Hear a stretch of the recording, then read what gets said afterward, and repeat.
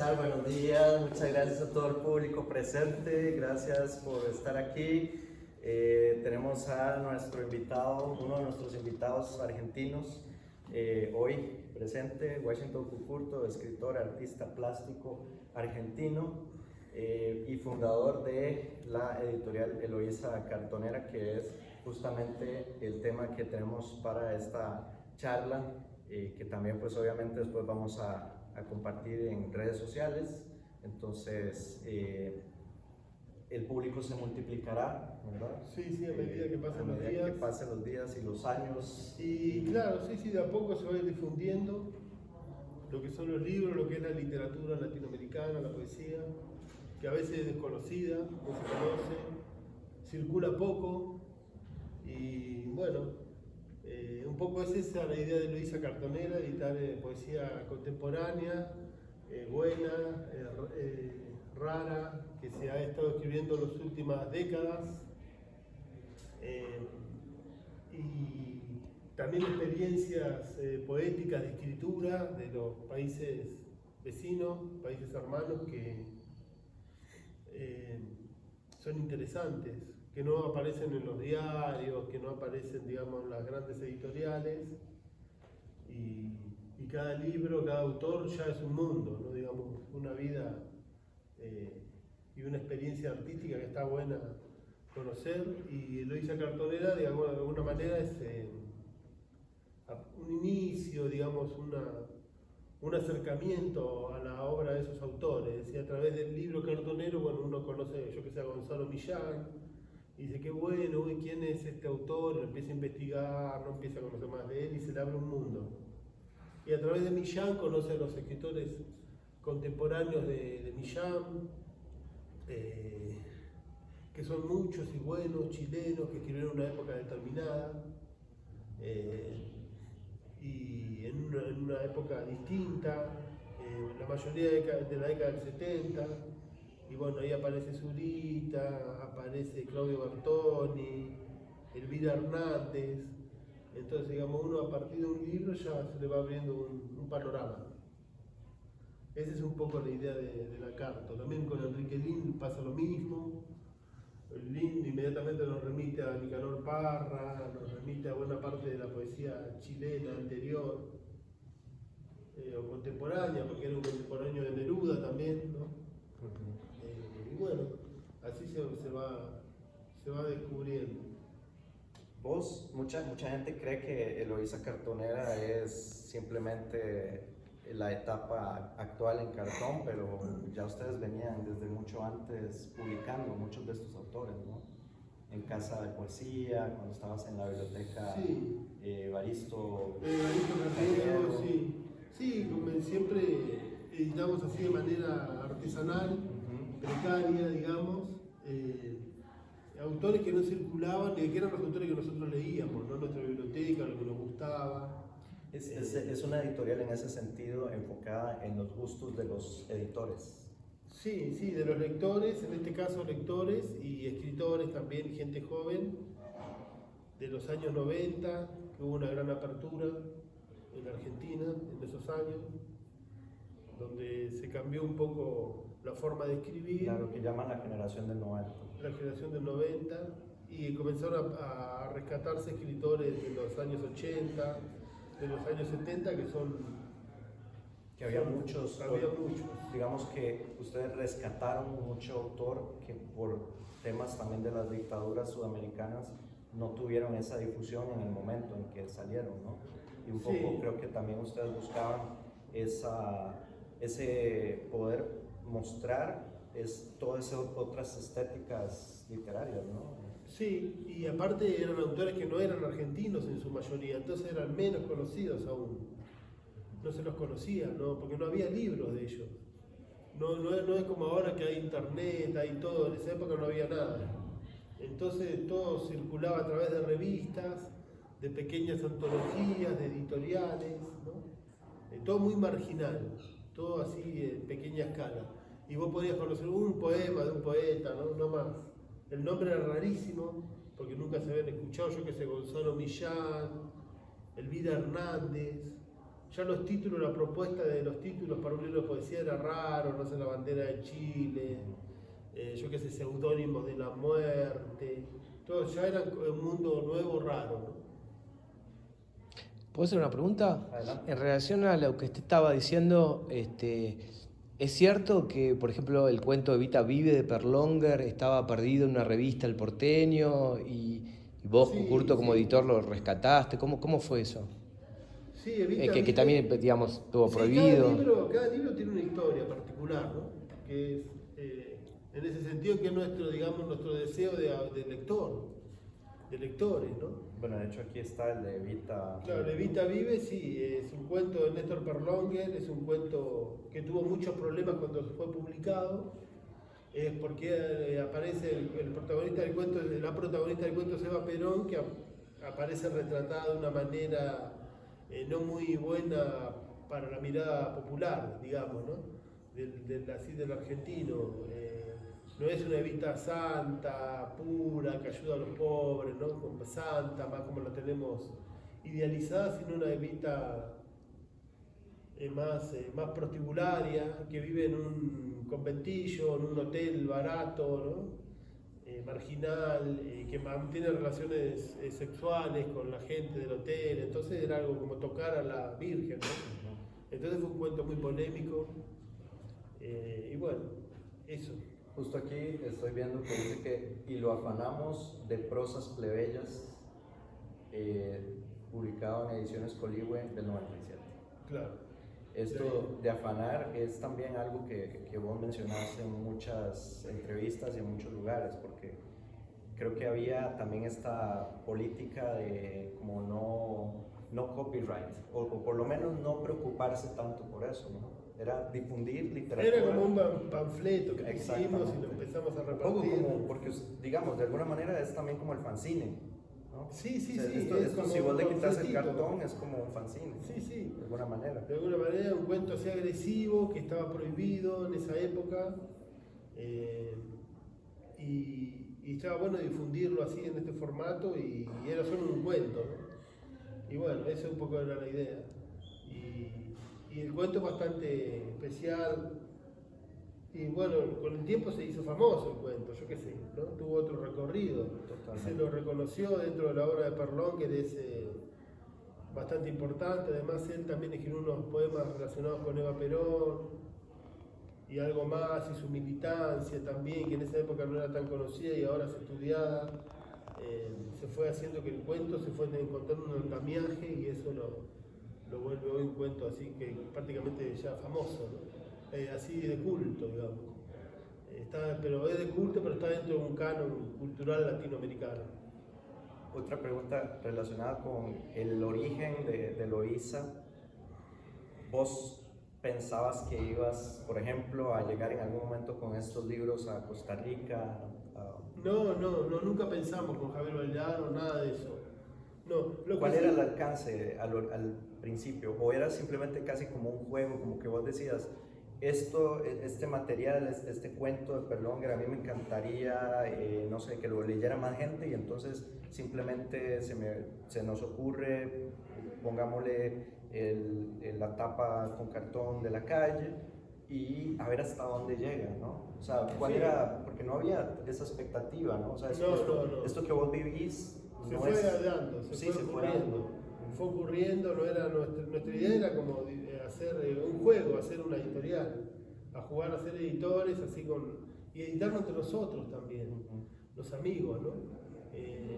Y eso, y después para regalar así, no algo más sencillo, inmediato. ¿Y en qué momento sentís vos que se da ese quiebre? O sea, ¿en qué momento vos como Curto decís, esto me superó o cruzó las fronteras más allá de lo que yo pensaba? ¿En qué momento? Bueno, nunca lo viví así, ¿no? Nunca lo viví así. Siempre fue como ya desde un primer momento, del día que lo hicimos, los 5 o 6 títulos, hicimos una cantidad, poner unos 20 a mano ahí en el piso, en una biblioteca, lo llevamos a un lugar, una galería de arte que estaba llena de gente, y todos nos preguntaban y todos lo querían los libros. Entonces nos dimos cuenta que era algo que le gustaba a mucha gente. Y después empezamos a fabricar los libros, Javier empezó a diseñar, yo le pasaba autores, él los diseñaba y todo lo hacíamos rápido. Y después ya era trabajar, hacer los libros, no teníamos mucho tiempo de pensar cuál era el alcance, digamos. La época en que tuvieron el local en La Boca, en el barrio de La Boca, fue de alguna manera, o por lo menos para alguna gente, es como el momento de más difusión que ustedes tuvieron, tanto mediáticamente como también de parte de la gente interesada. ¿Vos lo ves así? O sea, ¿cómo viviste ese tiempo en La Boca cuando estaba la OSA y estaban los chicos siempre trabajando? Que había mucha producción además, ¿no? Porque tuvieron esta donación de la máquina para imprimir libros y todo, ¿no? Sí. O sea, hubo como mucha movida. Mucho énfasis había. Y sí, mucha efervescencia. Mucha efervescencia. Que duró muchos años y tuvo sus distintas etapas, porque el proyecto hace 25 años y tuvo distintos momentos. Un momento fue como muy atractivo porque era algo raro en Argentina, ¿no? Reunía muchos requisitos que estaban muy con la época, el cartonerismo, ¿no? Digamos, la cosa barata, artesanal. ¿No? Argentina salía de una crisis tremenda, social muy dura, entonces el libro estaba como bien visto, como que tenía mucha aceptación. Y en Argentina hay muchos lectores también, ¿no? Eso hay que decirlo. La gente como que le gustan los libros, los colecciona, los compra, ¿no? Eso nos ayudó mucho. La cultura, ¿no? La cultura, y el argentino más permeable a la cultura rara, alternativo, variado, no es tan formal, ¿no? Y es hay mucha variedad de todo. Entonces esto convive. Es un producto también muy de una sociedad, digamos, ¿no? Un modo de ser de Argentina también, me parece. Lo que atacaba un poco Luisa Cartonera, me parece, ahora que hablamos, es que siempre Argentina, lo que a veces pasa con el país es que tanto la música o la literatura influye a otros países, siempre sale para afuera, ¿no? Y sin embargo entra poco de lo otro para Argentina, ¿no? Entonces Luisa Cartonera de alguna manera empezó a traerlo de los países vecinos para Argentina, ¿no? Porque no se leía mucha literatura latinoamericana, ¿no? Y eso marca una diferencia también. Sí, entonces esto es una novedad también porque para muchos lectores argentinos no conocen. Ahora están más conocidos por la internet, pero yo que sé, Lin, Pepe Cuevas, un montón de autores Santiago Papasquiaro y así muchos no son en Argentina tan leídos, ¿no? Ahora Sin sí. embargo, muchos escritores argentinos son leídos en el mundo, pero no está esa ida y vuelta. Yo que sé, Borges, Cortázar, Alejandra Pizarnik. Quizá un poco Vox con Chicho López Vox también, ya fue tenía como un poco, pionero, ¿no? Porque sí tenía un poco de diálogo con Latinoamérica, ¿no? O sea, había un poco de publicación latinoamericana en Vox, dentro de Vox. Vox primero... Vos te agarras un poco, ¿no? Como un poco... del catálogo, un poco tal vez del catálogo que venía publicando Vox, pero vos lo ampliás. Sí. O sea, buscas otras influencias exteriores a Argentina para darlos a conocer también, directa o indirectamente, ¿no? Sí, Vox es una pequeña editorial, ahora no, pero era una pequeña editorial de Bahía Blanca que hacía libros de autores de Bahía Blanca para que se conocieran en el resto del país, dentro de Argentina. Después comenzó a editar autores de otros lugares, de Buenos Aires, de Rosario, de Neuquén, de otros lugares, escritores, ¿no? Y su catálogo es básicamente argentino. Ahora en los últimos años se comenzó a editar autores de otros lugares, pero básicamente es un catálogo que tiene muchos años, también variado, pero comenzó así, ¿no? Como bahienses, después argentinos y ahora hay latinoamericanos. Esto prácticamente comenzó todo con latinoamericanos y algunos argentinos raros, porque la idea era difundir lo latinoamericano en Argentina, que no se conocía, no se tenía muy en cuenta porque el lector argentino siempre es más europeizado, ¿viste? Siempre pensando en Europa, leyendo autores latinoamericanos muy pocos, ¿no? Siempre pensando en Estados Unidos.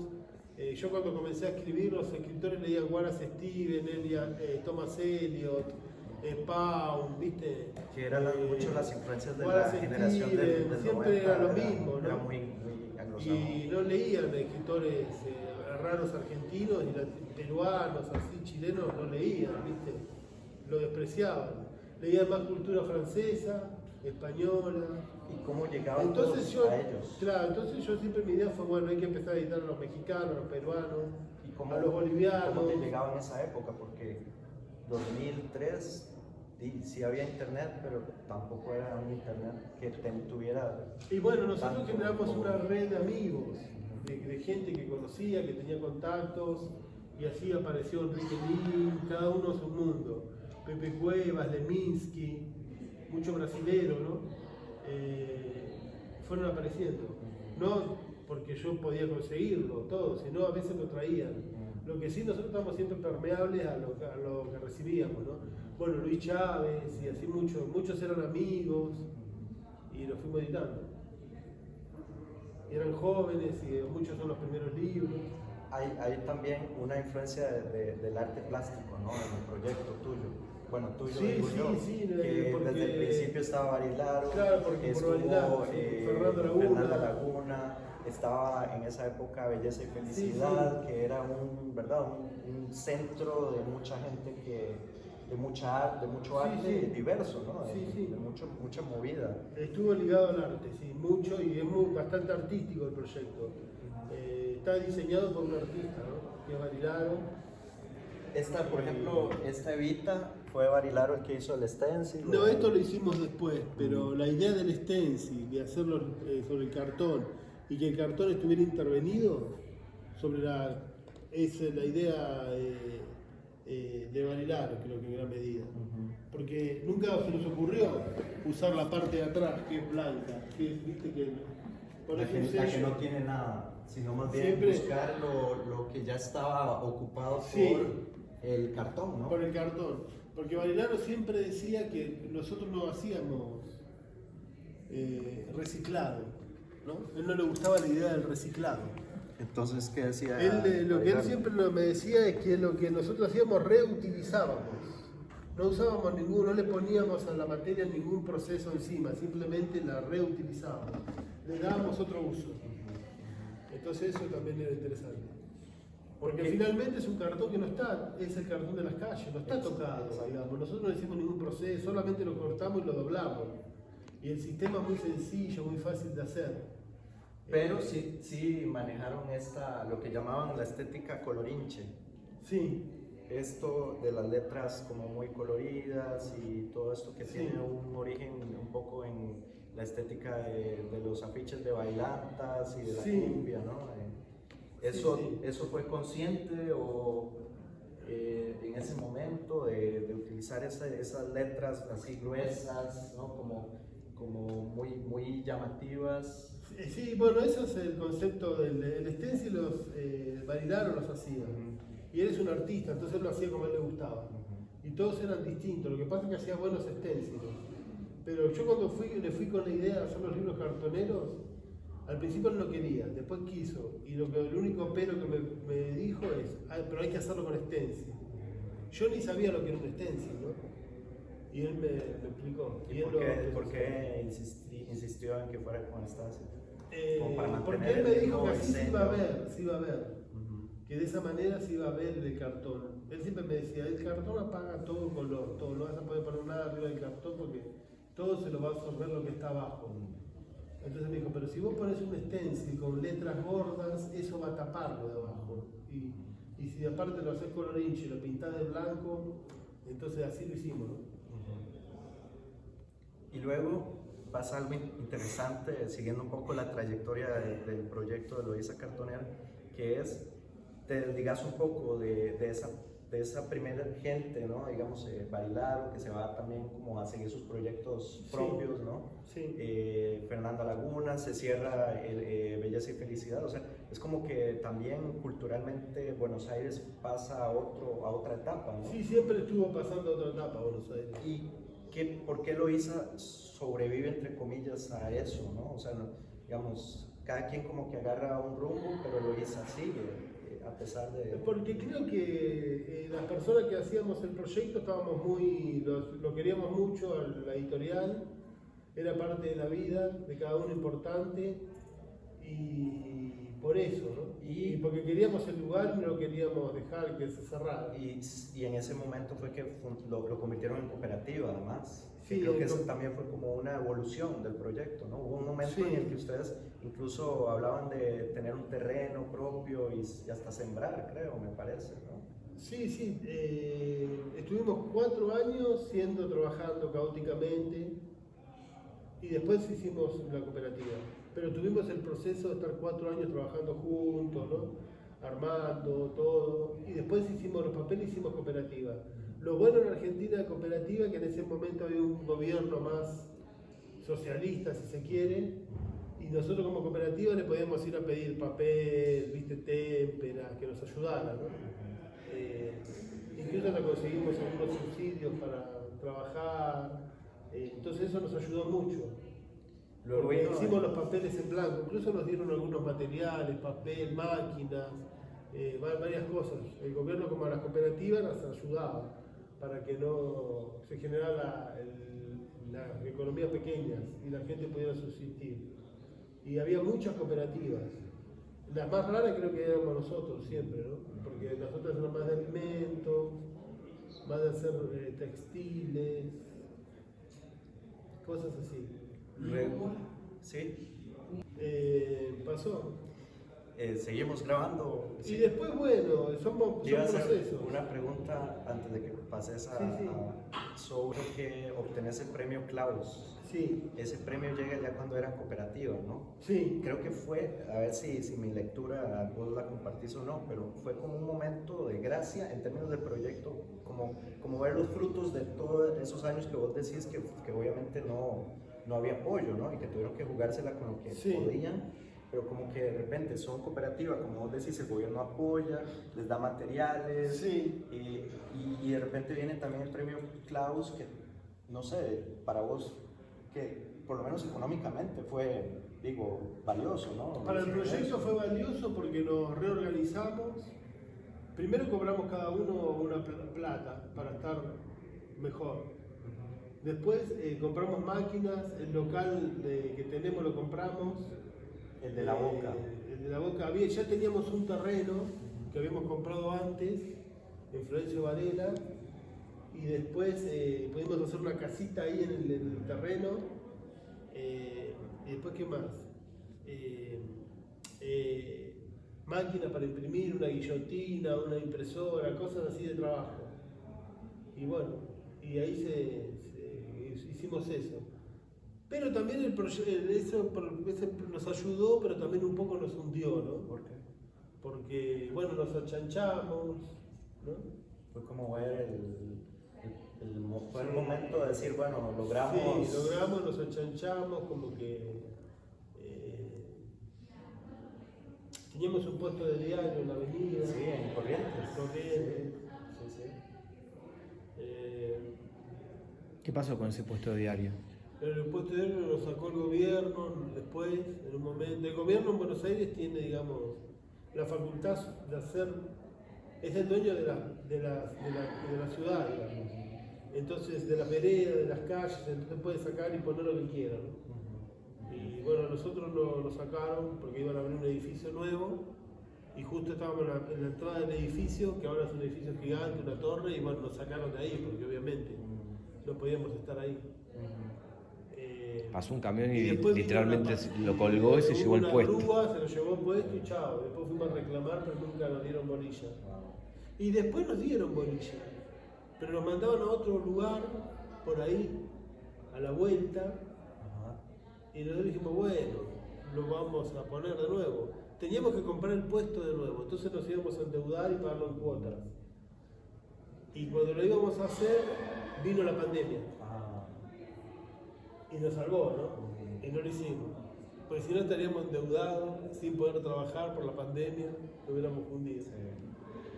Antes de Y así el proyecto fue cambiando. claro, claro. Después, bueno, empezamos a participar en ferias más profesionales. A eso iba. Cuando te invitaron, por ejemplo, a la Universidad de Wisconsin en Madison. Pero eso fue en el 2009. Sí. Eso fue mucho antes. Por eso. Pero en ese momento es que también sentís vos que empieza como las giras como internacionales, con eso de Madison, como que te empiezan a llamar de otros lugares, de otros países, Sí. que vayas, porque ahí se da otro cambio, ¿no? O sea, estaba esa primera etapa que fue como muy solo Muy dura, ustedes, sí. sí, muy dura. Luego viene la etapa un poco del reconocimiento, Sí. y luego viene donde empezás a tener que viajar, o sea, te llaman para ir a lugares. Para Sí, hablar de y esto, se ¿no? empiezan a salir muchas editoriales en otros lugares. ¿Y cómo fue, por ejemplo, para vos?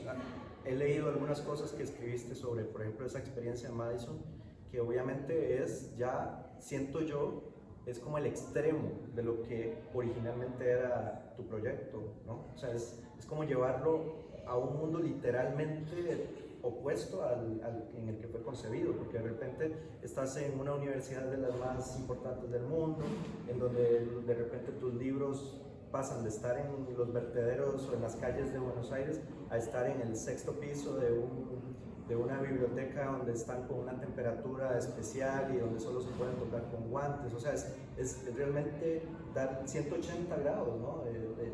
de giro en términos de cómo empieza, ¿no? El proyecto, y de repente creo que tu posición siempre ha sido un poco, pues no sé, reticente al menos respecto a eso que pasa luego con esos libros cartoneros, ¿no? O sea, es como demasiado, no sé, es como ya el objeto, el libro ya casi que ni siquiera es como para leer, sino es casi como libro objeto nada más. Sí, sí. Y es como ¿me entiendes? Como llevarlo a un laboratorio, y es como todo muy diseccionado, no sé, ¿cómo ves vos eso que a pesar de todo, pues igual fuiste, ¿no? Y viviste Sí, la sí. experiencia de estar allá No, y sí, todo. sí, el proyecto tiene varias etapas, distintos momentos, pero el libro al principio era para leer, y era algo barato para lectores y algo que no lo ibas a volver a ver, que estaba buenísimo y que era como un regalo, un tesoro. Y en muchos incluso los regalábamos, no todos los vendíamos, ¿viste? Y después, bueno, el mundo lo fue tomando, aparecieron muchas editoriales. Ya en el 2009 ya era algo bastante, había muchas, muy buenas todas. Era evidente que era algo que se necesitaba, porque mucha gente se apropiaba, era algo que hacía falta, que no estaba, y era necesario y está bueno. Ya en esa época me decían, estos libros que hoy vos los vendés en la calle a 2 pesos, el día de mañana van a ser libros de colección. Es decir, va a pasar de ser un libro popular a ser un libro objeto, donde nadie lo va a poder tocar, ¿no? Nadie lo va a poder, va a suceder al revés. Ya me lo decían en esa época. Pero bueno, nosotros siempre seguíamos haciendo los libros así baratos, haciéndolo a mano, bueno, porque era nuestra manera de hacerlo también. Un poco lo que... Y después pasó lo de Madison, lo de Alemania, y ahora los coleccionan, ¿viste? Cada uno de los libros primero que tenés vos, bueno, ya son prácticamente de colección, ¿no? Y bueno, eso. Es un poco esa cooptación que también ocurre, Sí, ¿no? De sí. cualquier fenómeno cultural. Pero no solo con artístico, nosotros, por pasó eso. con todas las editoriales también, Sí, cartoneras. Pero bueno, es algo que uno ya no puede manejar, sucede. Exacto. Lo importante es no perder la esencia, seguir haciéndolo como el primer momento, no variamos casi nada, ¿no? Y hablemos ya para ir un poco cerrando, ¿verdad? Sí. En esta trayectoria de Eloísa, cuando ya vos, aparte de los libros, empezás a pintar también, ¿no? O sea, es como, ¿sentís que tu faceta como pintor se deriva de venir con Eloísa cartonera, o no tiene necesariamente esa conexión directamente? ¿O sí lo ves como una evolución? O sea, como que vos digas, como pinté tantos años tapas de cartón que de repente ya aprendí a manejar un poco la combinación de colores No sé, puede ser, no creo, porque yo lo pintaba como algo, no me fijaba en los colores. No me interesaban a mí mucho las témperas, los pinceles, no. Con mis hijos para dibujar cuando eran chicos, pero no era lo que a mí me... Yo lo veía más como un trabajo, no más de fabricar, de producción. Pero bueno, eso inconscientemente seguro me llevó a después a pintar, ¿no? Sin duda. Cualquier psicoanalista diría eso. Sí. Y bueno, Lo lindo creo que los libros siguen como en el primer día, como en el primer momento, no han querido modernizarse, no han querido variar. Y eso. Quizá no lo necesitan también, ¿no? Sí, creo que llegó a un punto muy alto que ya no necesita mucho más porque así son lindos. Y es una editorial rara dentro del mundo editorial. ¿Qué le dirías a un chico ahorita aquí estudiante de la Universidad de Costa Rica que de repente tiene algún libro inédito y quisiera como publicar? ¿Vos le recomendarías o que busque una editorial ya establecida o también le recomendarías que se lo autopublique? No, creo que le recomendaría un poco, partiendo de mi experiencia, le diría un poco también por mi experiencia, que se junte con otros, que no sea él solo, que también escriben de su generación, que también incorporen algún autor que está bueno, que no estaba difundido, que armen algo ahí con ese grupo de textos. Y después, sí, como que sean libros accesibles. Le diría, por ejemplo, hoy día que también sea más interactivo, ¿no? Que aparte el libro puede tener otras cosas también, algunos detalles que gustan mucho dentro del libro, como parte del libro. También en la red, me parece re importante que el libro se continúe en la red, no textualmente, pero sí con la difusión, con la historia del libro, con la historia con fotos, con texto, ¿no? Como que sea eso, ¿no? El internet y la materialidad, juntos, ¿no? Que se relacionen. Creo que eso sí, y ahí funcionaría. Que no sea solo cartón, que no sea solo libro objeto, sino también, pero el libro objeto también quizás incorporaría cosas de la época, haría más como cosas más donde esté más presente la vida, la ciudad tal vez, ¿no? Con materiales de la ciudad, que no todo sea papel blanco impreso, ¿no? Que pueda haber serigrafía o tesis, cosas, ¿no? Más manuales, porque la manualidad se va perdiendo y tiene que hacer un juego con lo virtual, ¿no? Con la parte virtual. Entonces, para mí englobaría todo, lo virtual, lo artesanal, lo manual, lo casero, lo hecho en casa, ¿no? Eso, lo hecho en casa, ¿no? Recuperar esa idea. Se puede pensar también como un semillero de Luisa Cartonera de autores, libros, títulos que después editoriales más grandes los reeditaron, los publicaron, ¿no? No sé, porque Loisa viene un poco de la obra de Perlonger, de Carrera y de lo que ellos leían, porque ellos también editaban sus libros en algún lado, en alguna revista, en algún fanzine, ¿viste? Y después las editoriales pequeñas, del Diego, Siesta, Belleza y Felicidad, había varias,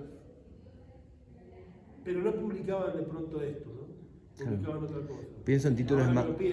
Pienso en títulos de Mansalva, que muchos, la primera edición es de Luisa Cartonera, por ejemplo, pero muchos, por ejemplo. Muchos lo tomaron, otros editoriales tomaron, sí. Claro. Sí, muchos autores, Dani Umpi, Gabriela Becherman, Fernanda misma,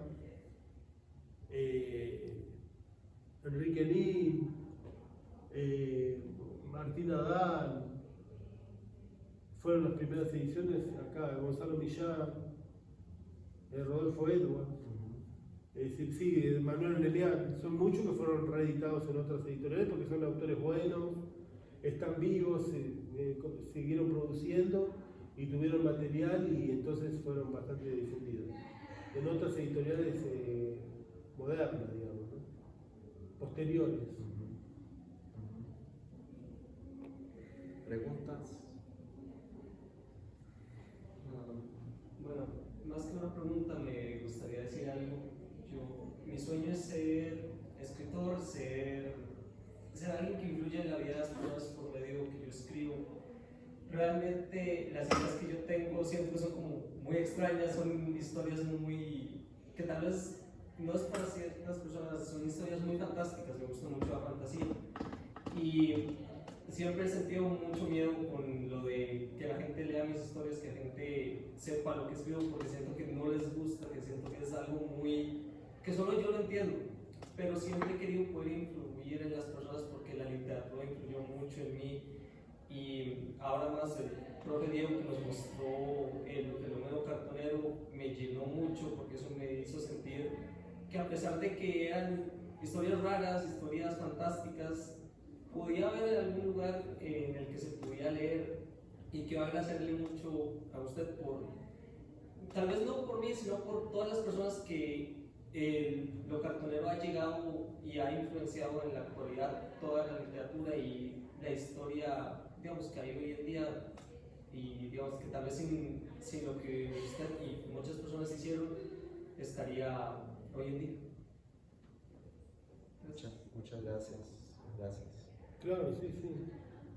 Y uno constantemente va incorporando influencias, ¿no? O cosas que nos motivan o nos gustan. Y después seguir con lo de uno, seguir escribiendo. Y después buscar la forma también de cómo presentar lo que uno produce. Hay muchas maneras. Y pensar, ¿no? ¿Cuál es la que más nos gustaría que aparezca en un cuento de ciencia ficción o una novela delirante, ¿no? Eso está bueno también. Tener en cuenta eso y después cómo difundirlo. Porque vos después tenés los libros y tenés que acercarlo a la gente que lo lea, ¿no? Por eso yo hablaba del grupo siempre, más que de la persona sola, ¿no? Un grupo, ¿no? Entonces hacen presentaciones, leen, intercambian. Y siempre los escritores de tu edad que están escribiendo con vos son de los que más vas a aprender. Mucho más que de Borges, de Cortázar, o de quien sea, ¿no? El que está... Por eso siempre es muy importante leer a los contemporáneos, ¿no? Leerlo como si fueran clásicos, digamos, ¿no? De hecho, los clásicos son los contemporáneos.